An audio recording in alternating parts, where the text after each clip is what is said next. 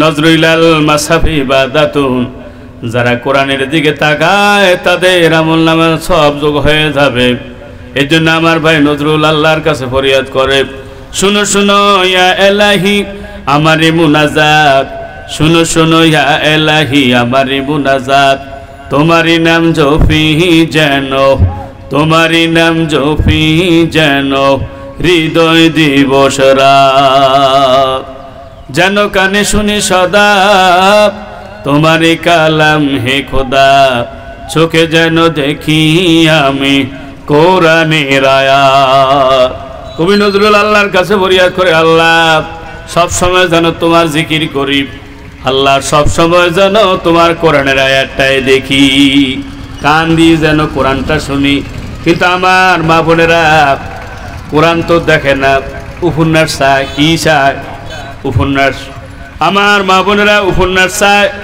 এরকম মা বোন সরমণ্ডলিয়াতে নাই, কিন্তু উপন্যাসের ভিতরে হাসা কথা না, কাঁচা মিশা, যেখানে কাঁচা মিশা কথা সেগুলি তারা বেশি বেশি শোনে। এরকম মা বোন আছে না? নাই।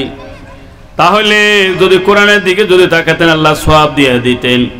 কোরআন সকালবেলা যদি আপনি কোরআন তেলাওয়াত করতেন তাহলে আল্লাহর ফেরেশতারা আপনার জন্য সাক্ষী দিয়ে দিত, ইন্না কুরআনাল ফাজরি কানা মাশহুদা। সকালবেলা যারা কোরআন তেলাওয়াত করে আল্লাহর ফেরেশতারা তাদের জন্য সাক্ষী দিয়ে দেয়। আমাদের আগে নারীদেরকে সকালবেলা কোরআন তেলাওয়াত করতে শুনতাম, এখন আর শোনা যায় না। ও আমার মা বোনেরা, তিনটা জিনিসের দিকে তাকালে সওয়াব, কোরআনের দিকে তাকাইলে সওয়াব, এরপর আল্লাহর ঘরের দিকে তাকাইবেন। নজরুলাল কাবাতি ইবাদাতুন, কাবার দিকে যদি তাকান, পৃথিবীর যত মসজিদ আছে মসজিদগুলির দিকে যদি তাকান, তাকায়া তাকায়া যদি বলে আল্লাহুম্মা গফিরলি যুনুবি ওয়া খাতাই ওয়া মাদি, আল্লাহ তোমার ঘরের দিকে তাকাইলাম, এই উসিলা আমার জীবনের সগরা গুনাহগুলি মাফ করে দাও, রব্বুল আলামিন সগরা গুনাহগুলি মাফ করে দেবে। 3 নাম্বার, যদি মা বাবার দিকে যদি দয়ার নজরে তাকান, একটা কবুল হজের সওয়াব দিয়ে দিবেন। আল্লাহু আকবার, আল্লাহু আকবার। যতবার তাকাবেন ততবার আল্লাহ কবুল হজের সওয়াব দিয়ে দিবেন। স্বামী যদি স্ত্রীর দিকে তাকায় একটা সাদকার সওয়াব হয়ে যাবে, আর স্ত্রী যদি স্বামীর দিকে তাকায় একটা সদকার সওয়াব হয়ে যাবে, দানের সওয়াব হয়ে যাবে। ও আমার মা বোনেরা, আপনারা সহজে জান্নাতে যাওয়ার ব্যবস্থা আপনাদের আছে, যেটা পুরুষদের বেলায় নাই। আপনারা ঘরে বসেও মসজিদের সওয়াবটা পেতে পারেন। পুরুষ মসজিদে গিয়ে নামাজ পড়লে তারা জামাতে নামাজ পড়ার সওয়াব পায়, নারী যদি ঘরে নামাজ পড়ে জামাতে নামাজ পড়ার সওয়াব পায়। পুরুষ যদি মসজিদে নববীতে রাসূলের পিছনে নামাজ পড়ে, রাসূলের পিছনে নামাজ পড়ার সওয়াবটা পায়। নারী যদি অন্ধকার কষ্টে নামাজ পড়ে, রব্বুল আলামিন তারও সে সওয়াবটা দিয়ে দেয়। পুরুষ যদি যুদ্ধের ময়দানে যায়, দ্বীনের পক্ষে যুদ্ধ করে, সে জিহাদের সওয়াব পায়। নারী যদি স্বামীর খেদমত করে, সে জিহাদের সওয়াব পেয়ে যায়। নারী যদি সন্তানকে লালন পালনের কাজে ব্যবহার করে, সে জিহাদের সওয়াব পায়। পুরুষ যদি যুদ্ধের ময়দানে গিয়ে মারা যায়, ইসলামের পক্ষে যুদ্ধ করতে গিয়া, তারা শহীদের সওয়াব পায়। নারী যদি সন্তান প্রসবের সময় মারা যায়, সে শহীদের সওয়াব পেয়ে যায়। নারী যদি নেফাস অবস্থা মারা যায়, সন্তান পরবর্তী হওয়ার পরে যতদিন পর্যন্ত ব্লাডিং হয়, এর ভিতরে যদি মারা যায় তাহলে নারী শহীদের সওয়াব পায়। গর্ভ অবস্থায় যদি নারী মারা যায়, সে শহীদের সওয়াব পায়। নারী সন্তান প্রসবের সময় যে ব্যথা অনুভব করে, এক একটা ব্যথার বিনিময়ে একটা কবুল হজের সওয়াব পায়। তাহলে নারীদের জন্য সহজে জিহাদের সওয়াব পাওয়ার সুযোগ আছে না নেই? এরপরে নারী যদি উমরা করে জিহাদের সওয়াব পায়, নারী যদি হজ করে সেও জিহাদের সওয়াব পায়। নারী যদি সকালবেলা ইশরাকের নামাজ পড়ে, কিসের নামাজ? ইশরাকের নামাজ 2 রাকাত হোক 4 রাকাত হোক, তাহলে সে হজ এবং জিহাদের সওয়াব পেয়ে যায়, উমরা সওয়াব পেয়ে যায়। তাহলে নারীদের জন্য সহজ। এরপরে নারী যদি ইজ্জত রক্ষা করতে গিয়ে মারা যায়, ইজ্জতের উপর হামলা হয়ে গেছে, আল্লাহর নবী বলেছেন তমান কুতিলা দুনের জিহি, যারা ইজ্জত সম্মান রক্ষা করতে গিয়ে মারা যাবে, ফাহুয়া শহীদ, সে শহীদের মর্যাদা পায়। ও আমার মা বোনেরা, কবরে হাসরে আপনাকে 10টা প্রশ্ন করবে, কবরে 6টা। কয়টা? মার রব্বুকা, তোমার রবকে, ওমা দিনুকা, তোমার দিন কি। এরপর আমান হাজার রাজুলু বুড়িসা ফিকুম, আল্লাহ রাসূলকে দেখায় বলবেন এই লোকটারে চিনুনি। যদি 3টা প্রশ্নের উত্তর দিতে পারেন তাহলে ফেরেশতারা 4র্থ প্রশ্ন করবে, ওমা ইউদরিকা, এর বান্দা, এর বান্দি, তুমি যে উত্তর দিলে উত্তর তো সহি হলো, জানলা কি করে?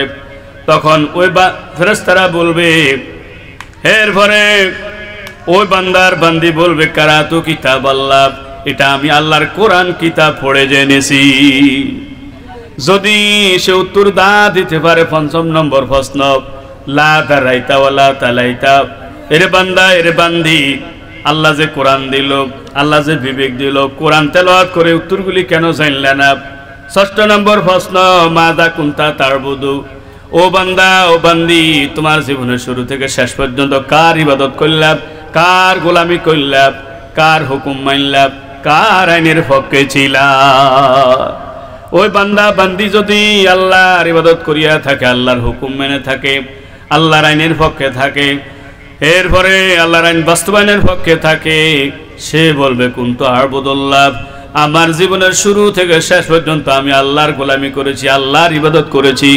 ও মা বোনেরা, এখন আল্লাহর আইন বাস্তবায়ন করা লাগবে, একমত দিন প্রতিষ্ঠা করা লাগবে, দিন প্রতিষ্ঠা করা লাগবে। আর দিন প্রতিষ্ঠা করতে গিয়ে আপনার রায়টাও লাগবে, কারণ একজন প্রেসিডেন্টের রায়ের যে দাম, নারী হোক আর হাগুলি হোক, তারও রায় একই দাম, ঠিক না বা ঠিক? এই জন্য আল্লাহর জমিনে আল্লাহ দিন প্রতিষ্ঠা করার জন্য, কোরআন কায়েম করার জন্য আপনার রায়টা লাগবে। আমার মা বোনেরা, যদি দিন কায়েম হয়ে যায়, ইফতিজিং হবে না, ইফতিজিং থাকবে না। দিন যদি কায়েম হয়ে যায়, যৌতুক দেওয়া লাগবে না। দিন যদি কায়েম হয়ে যায়, এরপরে ছেলের বাড়ির 500 লোক খাওয়ানো লাগবে না। দিন যদি কায়েম হয়ে যায়, ও আমার মা বোনেরা, দিন যদি কায়েম হয়ে যায়, এরপরে বিবাহ শাদী হওয়ার পরে 14 গোষ্ঠী লেখাপড় সফর দেওয়া লাগবে না। দিন যদি কায়েম হয়ে যায়, 7 মাসের সময় হাদিও দেওয়া লাগবে না। দিন যদি কায়েম হয়ে যায়, দিন যদি কায়েম হয়ে যায়, রমজান আসলে হুরা মাসের ইফতারি দেওয়া লাগবে না। দিন যদি কায়েম হয়ে যায়, কোরবান আইলে তারপরে ছেলের বাড়িতে, মাইয়ার জামের বাড়িতে খাসি ফাটানো লাগবে না, ঠিক নেই? তাহলে দিন কায়েম করে দেন, সহজ হয়ে যাবে আপনার জন্য, সব হয়ে যাবে, সহজ হয়ে যাবে, আর টেনশন করা লাগবে না। 7 নম্বর প্রশ্ন, আলমারাতু রায়াতুল্লাহ বাইতি জাবালিহা, 7 নম্বর নারীকে প্রশ্ন করবে যে তুমি তো তোমার স্বামীর ঘরের দায়িত্বশীল ছিলা, ওই দায়িত্বটা তুমি কতটুকু পালন করলা। 8 নম্বর আন সলাতিহা, নারীকে জিজ্ঞাসা করবে নামাজ ঠিকভাবে পড়লা কিনা। 9 নম্বর প্রশ্ন হবে ও বালিহা, সে স্বামীর আনুগত্য করেছে কিনা, স্বামীর খেদমত করেছে কিনা। ও আমার মা বোনেরা, 10 নম্বর প্রশ্ন হবে আনজাউজিহা ওয়ালাদিহি, তার সন্তানের ব্যাপারে প্রশ্ন করবে, স্বামীর ব্যাপারে প্রশ্ন করবে। স্বামী বেদিন ছিল, নামাজ পড়ে নাই, তারে নামাজি কেন বানাইলে না। এরপরে সন্তান বেদিন, সন্তান দিন শরীয়ত মোতাবেক চলে নাই, তারে কেন সন্তানগুলিরে তুমি দিনদার বানাও নাই। এই প্রশ্ন মা বোনদেরকে করবে। আমার মা বোনেরা খেয়াল করেন, প্রথম শব্দ শিখাতে বা আল্লাহ, প্রথম শব্দ কি শিখাইতে? আল্লাহ। কিন্তু আমার মা বোনেরা প্রথম শব্দ আল্লাহ শিখায় না, আব্বা শিখায়। চিন্তা করলেও যদি আব্বা যদি শিখাই দিতে পারে, ভালোবাসা বেড়ে যাবে। আমি আমার মাকে বলছি, ও বোনকে বলছি, আব্বা যদি, আল্লাহ যদি দয়া করে আব্বাকে না বানাইতেন, আমি আব্বা হইতাম কনাই, আপনার স্বামী হইতেন কনাই। তাহলে প্রথম শব্দ শিখাতে হবে আল্লাহ। প্রথম শব্দ কি শিখাতে হবে? আল্লাহ। এরপর উক্তু সিবিয়ানা কুম্বি কওলি লা ইলাহা ইল্লাল্লাহ, প্রথম বাক্য শিখাতে হবে লা ইলাহা ইল্লাল্লাহ। কিন্তু আমার মা বোনেরা প্রথম বাক্য লা ইলাহা ইল্লাল্লাহ শিখায় না, শিখায় আতা গাছের তোতা পাখি, ডালিম গাছের মৌ, এত ডাকি তবু কেন কয় না কেন বউ। 6 বছর বয়স, ক বছর? সামনে সামনে ইন্দি বই স্যার দি কি বুঝি নাই তো। এরপরে আমার মা বোনেরা খেয়াল করেন, তারপরে 6 বছরের বাচ্চা, তারে বোর জ্ঞান ঢুকাই দিছে। কি জ্ঞান? যদি তারে শিক্ষা, তাইলে এত বড় হইলে কি মার হাগল হইব না বোর হাগল হইব? যদি তার এই শিক্ষাটা দিতাম, দিনের পরে রাত আসে ভাই, রাতের পরে দিন, সবকিছুর মালিক হলেন রব্বুল আলামিন। যদি তার এই শিক্ষাটা দিতাম, পূর্বের আকাশ ফর্সা হলো পাক পাকালি গায়, ফজর নামাজ পড়তে হবে, আয় রে সবে আয়। ফজর নামাজ যে পড়ে না তার নামটা মুনাফিকের খাতায় চলে যায়, নাউজুবিল্লাহ। দুপুর বেলা ভাত খাইলাম, শক্তি পেলাম মনে, শুকর করে জোহর নামাজ পড়বো জনে জনে। বিকাল বেলায় খেলার মাঠে যাওয়ার সময় হলো, খেলার আগে আসর নামাজ পড়বো সবাই চলো। বুখারী শরীফের বর্ণনা, কেউ যদি আসর নামাজ ছেড়ে দেয় ফাগাত হবে তামালহু, সেদিনকার আমল তার বরবাদ হয়ে যায়। সাজের বেলায় সূরজ ডুবে গনি আসে কালো, মাগরিবের পড়বো নামাজ জ্বালবো ঘরে আলো।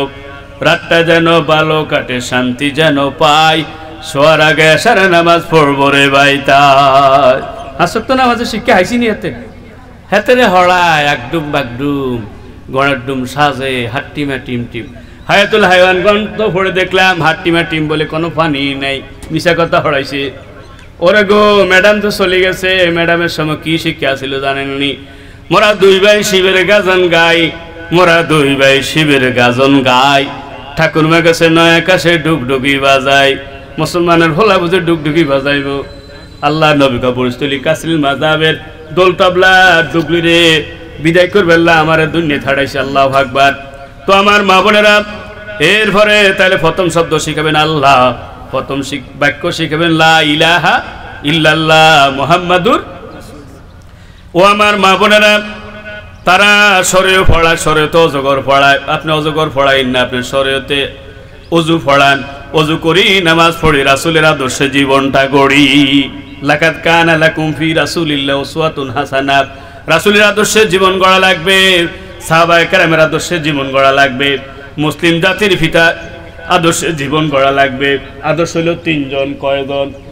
একজন হলেন আল্লাহর রাসূল, আরেকজন হলেন মুসলিম জাতির পিতা ইব্রাহিম আলাইহিস সালাতু ওয়াস সালাম। আমি আন্দাজি বলছি না। কদ কানাত লাকুম উসওয়াতুন ফি ইব্রাহিম ওয়াল্লাযিনা মাআহু। ইব্রাহিম আলাইহিস সালাম তোমাদের জন্য আদর্শ। লাকাদ কানা ফি উসওয়াতুন হাসানা লিমান কানা ইয়ারজুল্লাহ। সাহাবায়ে কেরাম আমাদের আদর্শ। সূরা মুমতাহানার ভিতরে আছে। তাহলে তিন শ্রেণী আমাদের আদর্শ। কয় শ্রেণী?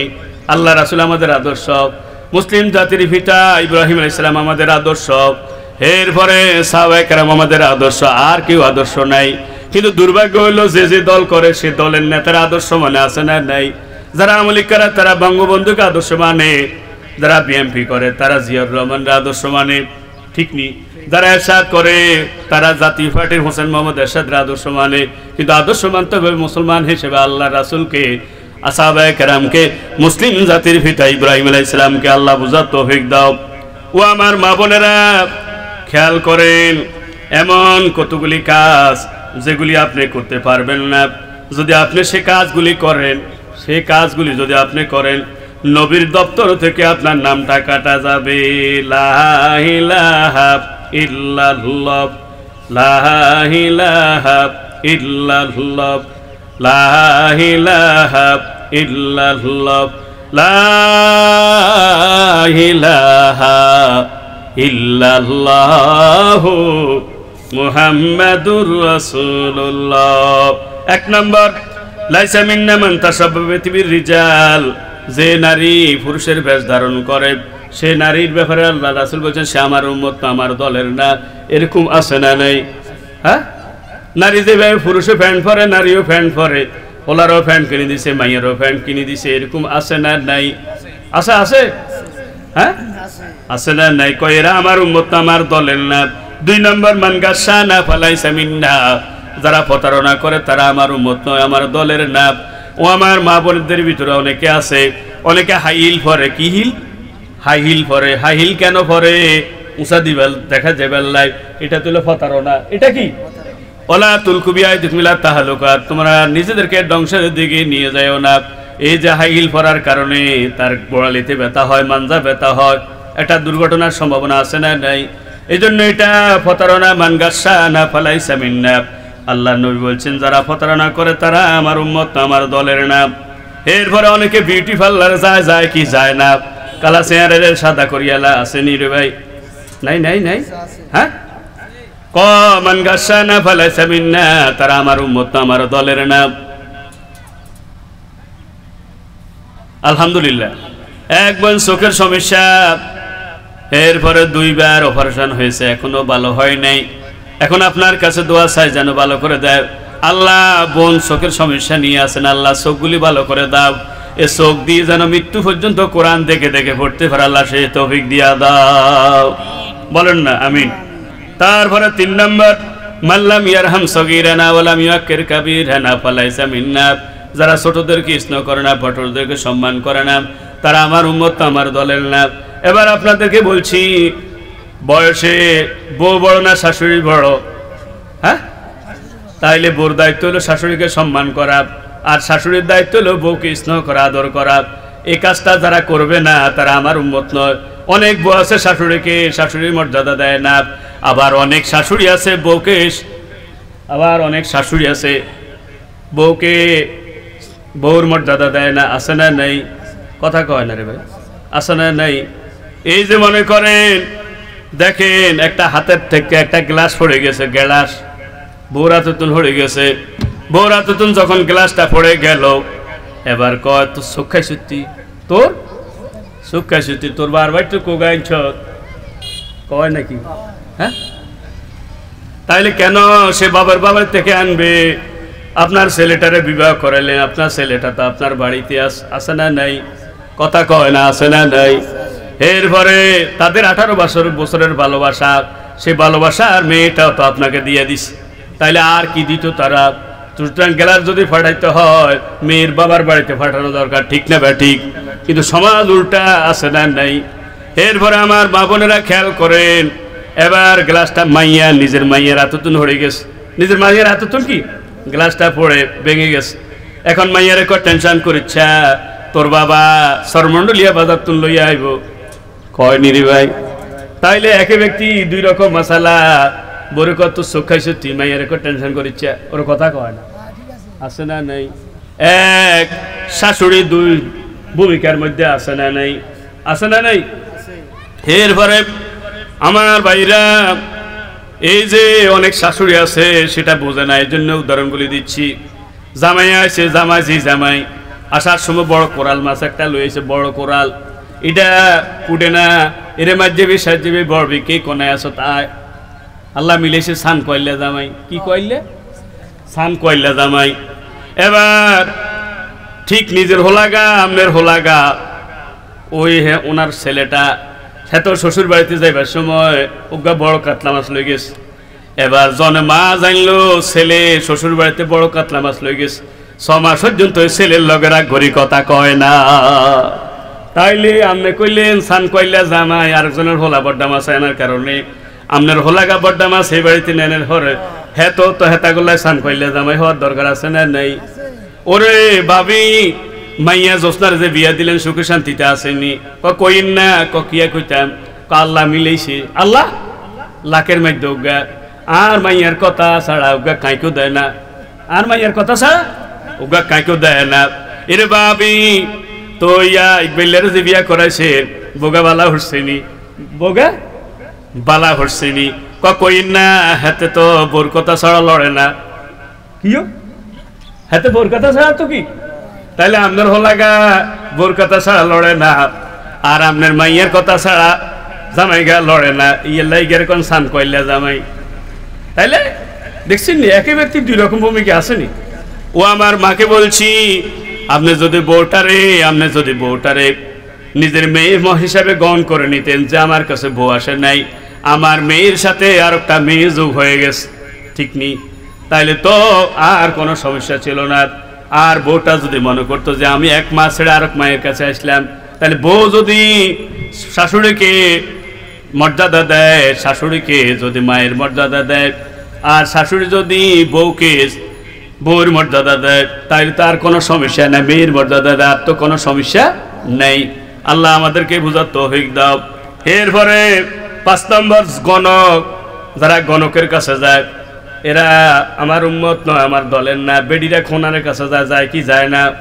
কয় এরা খোনারে গলি কয়, বিয়োগ ফল 7 যদি থাকে, তাবিজ আছে ইয়ের ভিতরে, চুলার ভিতরে, বিয়োগ ফল যদি 5 থাকে তাবিজ আছে হিয়ারের বাইশের ভিতরে এরকম ঘটনা আছে না নাই আসেনি এরা আমার উম্মত আমার দলের না 6 নম্বর যারা সগলখুরি করে হাতের কথা হাতের কাছে কয় আছে না নাই ওর মা গো মা বোনদের ভিতরে এরকম আছে কানে কানে কয় যা বোন তোরে কইছি চাই তুই কারো কাছে কইছা ঠিক এই বোন গা আরেকজনের কাছে কয় রে বাদ যাবি শুধু তোরে কই তুই স্যার কার কাছে কইছা এইভাবে কইতে কইতে বিবিসি লন্ডন ফেল আছে না নাই দাঁড় আগুন বেড়ার আগুন দাঁড়াত আছে না নাই বাইয়ে বাইয়ে যত ভেজাল সেটা নারীর কারণে ঠিক নি তাহলে সকলকর নবীর উম্মত নবীর দলের না 7 নম্বর হিংসুক যারা হিংসা করে কর মানুষের হলা নাকি এরে তোরা কি আরস কয় নি রে ভাই মানুষের হলা নাকি এরে তোরা কি আরস ক যারা হিংসা করে এর হেরা আমার উম্মত আমার দলের না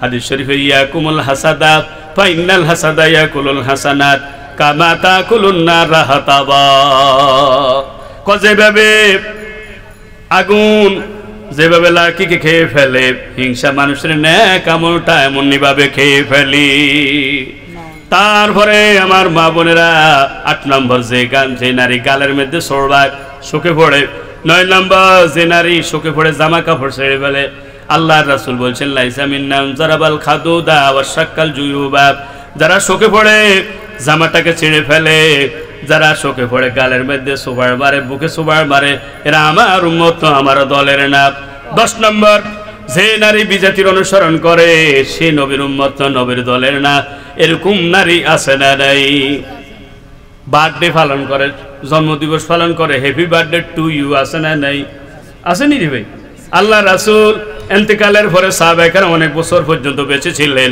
কিন্তু আল্লাহ রাসূল সাহাবায়ে কেরাম তো বলে নাই হ্যাপি বার্থডে টু মোহাম্মদ কইছিনি কেক কাইছিনি মোমবাতি জ্বালাইছিনি এটা আমাদের কালচার না এটা বিজাতিদের কালচার বাজার মে তুম হো নাসারা বাজার মে তুম হো নাসারা তু তামাদ্দুন মে হুনুত ये मुसलमान है जाने देखे शर्माइया हुत चाल चलनी हिंदू वेशभूषाय ख्रिस्टान তোমায় দেখে লজ্জা দেয় ইহুদির খানদান আছে না নাই কথা বলে না কেন আছে না নাই হ্যাঁ এরপরে হলুদ অনুষ্ঠান করে হলুদ কি অনুষ্ঠান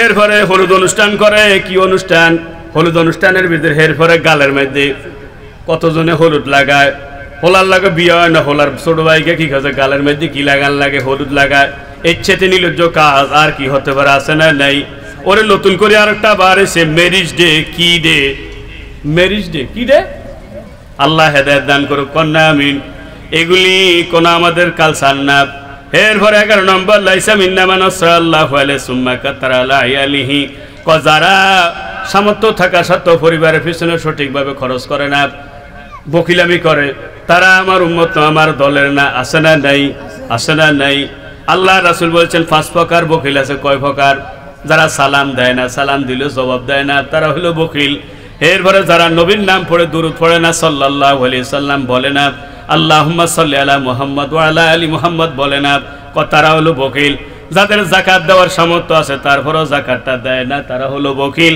এরপরে 4 নম্বর যারা দান করার সামর্থ্য আছে তারপরেও দান করে না তারা হলো বকিল 5 নম্বর যারা প্রয়োজন মতো পরিবারের পিছনে খরচ করে না আছে না নাই এরা হইল বকিল এরা রাসূলের উম্মত আমার দলের না 12 নম্বর 10 তারপরে 12 নম্বর সলেকা বিলাপ করি না নারী কি করি বিলাপ বুঝেননি ও মা গো ও বোন গো আছে না এর মা বিলাপ করেনি নারী সে আমার উম্মত আমার দলের না কাঁদা যাবে হালকা শব্দ হবে তবে বিলাপ করা যাবে না এরপরে 13 নম্বর হালেকা যে মহিলা বিপদে পড়ে মাথা চুলরে ছিঁড়িয়া লাগ আছে না নাই সে নারী আমার উম্মত না আমার দলের না 14 নম্বর সাকা যে নারী কাপড় চোপড় ছিঁড়িয়া লাগ শুকে পড়ে আছে না নাই বুখারী শরীফের 1296 নম্বর হাদিস আন্না রাসূলুল্লাহ সাল্লাল্লাহু আলাইহি সাল্লাম বারিয়া মিনাস সালেকা ওয়াল হালেকা ওয়া সাকা আল্লাহ হেদায়েত দান করুক লা ইলাহা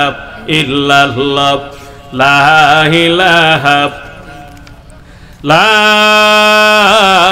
ইলাহা ইল্লাল্লাহু মুহাম্মাদুর রাসূলুল্লাহ ও আমার মা বোনেরা, জান্নাতের নারী নেত্রী হবে 7 জন। কয়জন? আমাদের সর্দার হবে 7 জন। কয়জন? সবাই বলেন কয়জন? একটা মারিয়াম বিনতে ইমরান, একজন মারিয়াম আলাইহিস সালাম, আরজন হলেন ফাতিমা রাদিয়াল্লাহু তাআলা, খাদিজা রাদিয়াল্লাহু তাআলা, আসিয়া আলাইহিস সালাম। জান্নাতের নেত্রী কয়জন? জান্নাতের নেতাও হবে 7 জন। হযরত আবু বকর রাদিয়াল্লাহু তাআলা, হযরত ওমর রাদিয়াল্লাহু তাআলা, হযরত হাসান রাদিয়াল্লাহু তাআলা, হযরত হুসাইন রাদিয়াল্লাহু তাআলা। তাহলে জান্নাতের নেতাও 7 জন, নেত্রীও 7 জন। এবার বলেন সমান অধিকার কি দুনিয়াতে নাকি জান্নাতে? দুনিয়াতে আল্লাহ আমার অধিকার বেশি দিলেন, মা হিসাবে 3 বার বললেন। বাবার কথা কইছে 4 নম্বরে। পুরস্কার হয় প্রথম, দ্বিতীয়, তৃতীয়, চতুর্থ তো কোনো পুরস্কার নাই, ঠিক নেই? চতুর্থ কোনো কি নেই, পুরস্কার নাই। তাহলে বাবারে দিলেন সান্ত্বনা পুরস্কার। দুনিয়াতে তো আল্লাহ আপনারে বেশি বেশি পুরস্কার দিয়ে লাইছে। আল্লাহ আমার মা বন্ধুকে বুঝার তৌফিক দাও। ও মা, দুনিয়াতে এমন 10 জন নারী দুনিয়া থেকে জান্নাতের ঘোষণা পেয়ে গেলেন। আপনি যদি তারা যে কারণে জান্নাতের ঘোষণা পেয়ে গেছে, যদি সে কাজগুলি আপনি করেন, তাহলে রব্বুল আলামিন আপনাকেও তাদের সাথে জান্নাতে যাওয়ার সুযোগ করে দেবেন।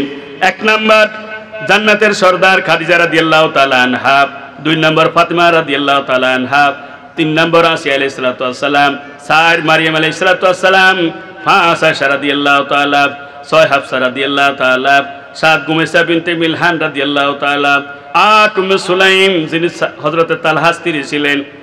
এরপরে 9 সুমাইয়া রাদিয়াল্লাহু তাআলা, 10 নম্বর মাশাতা আলাইহিস সালাম। কয়জন নারী? 10 জন নারীকে দুনিয়া থেকে জান্নাতের ঘোষণা দিয়ে দিলেন। আল্লাহ আমার মা বন্ধুরে 10-এর ভিতরে শামিল করে দেন। 1 নম্বর খাদিজা রাদিয়াল্লাহু তাআলা জান্নাতের সর্দারিনী। তিনি জান্নাতে দুনিয়া থেকে জান্নাতের ঘোষণা পেয়ে গেলেন।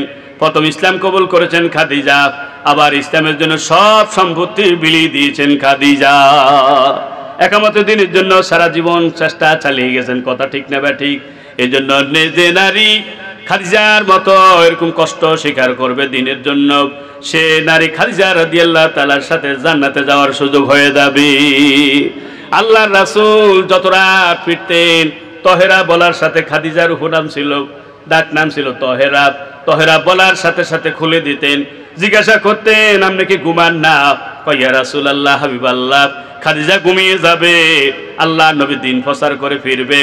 এরপরে ঘুম থেকে যদি উঠতে যদি দেরি হয়ে যায়, কাল কিয়ামতের ময়দানে আল্লাহ যদি প্রশ্ন করে আমার নবীর দাঁড়ে করাইয়া কেন কষ্ট দিলা, খাদিজা আল্লাহর কাছে কে জবাবে দেবে? এই জন্য খাদিজা রাত্রির বেলা নবী ঘরে ফিরা পর্যন্ত ঘুমায় না, দরজার মধ্যে পিঠ লাগাইয়া লাগাইয়া ঘুমায়। আরে আঙ্গ খাদিজা কি অবস্থা! একখানা দেরি হইলে হেতির বকাল্লাই থাম যায় না। কথা ঠিক না বা ঠিক? এরপরে ফাতিমা রাদিয়াল্লাহু তাআলা পর্দা করার কারণে আল্লাহ তার এমন পর্দা করছেন, দুনিয়া থাকতে তারা জান্নাতের ঘোষণা দিয়ে দিলেন। সুবহানাল্লাহ কয় না?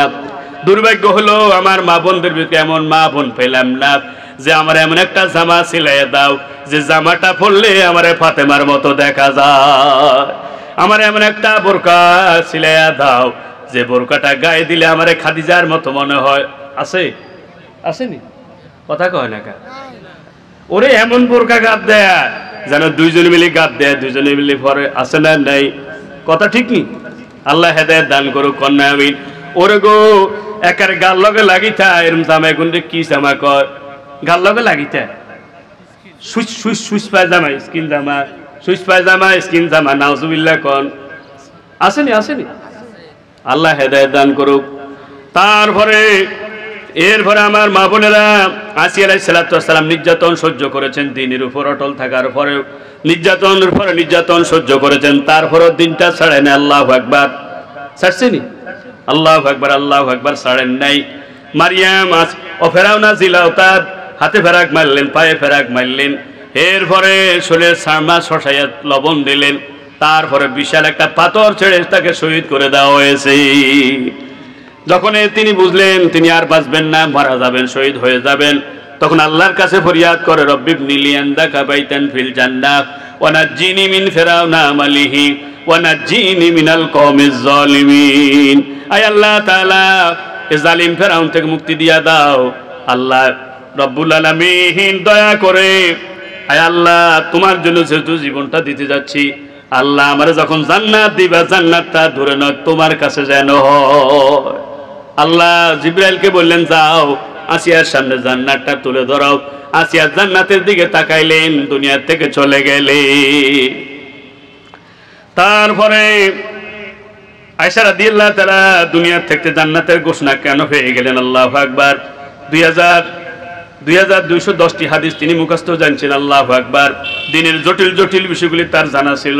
এই জন্য যারা একামত দিনের কাজ করবে, দিনী শিক্ষাটা প্রসারের কাজ করবে, হযরত আয়েশা রাদিয়াল্লাহু তাআলার সাথে তারা জান্নাতে যাওয়ার সুযোগ হয়ে যাবে। গুমাইসা বিনতে মিলহান, যার স্বামীর শহীদ হয়ে গেল, ছেলেও শহীদ হয়ে গেছে, শ্বশুরও শহীদ হয়ে গেল, নিজে একামতের দিনের জন্য জিহাদ ফি সাবিলিল্লাহ শরীক হয়ে গেল। রব্বুল আলামিন দুনিয়া থাকতে তারা জান্নাতের ঘোষণা দিয়ে দিলেন। তালহা স্ত্রী উম্মে সুলাইম, তালহা মুসলমান ছিল না, মুশরিক ছিল। স্ত্রী তারে অনুনয় বিনয় করে বুঝালেন, বুঝানোর কারণে সে দিনের পথে চলে এসেছে। এই জন্য মা, আপনার স্বামী যদি দিনদার না হয়, নামাজি না হয়, ফরজগার না হয়, কোরআনওয়ালা না হয়, তারা বুঝে আনা লাগবে। হাদিস শরীফে আছে রাহিমাহুল্লাহ, ওই নারীর প্রতি আল্লাহ রহম করুক যে নারী রাত্রিবেলা নামাজের জন্য উঠে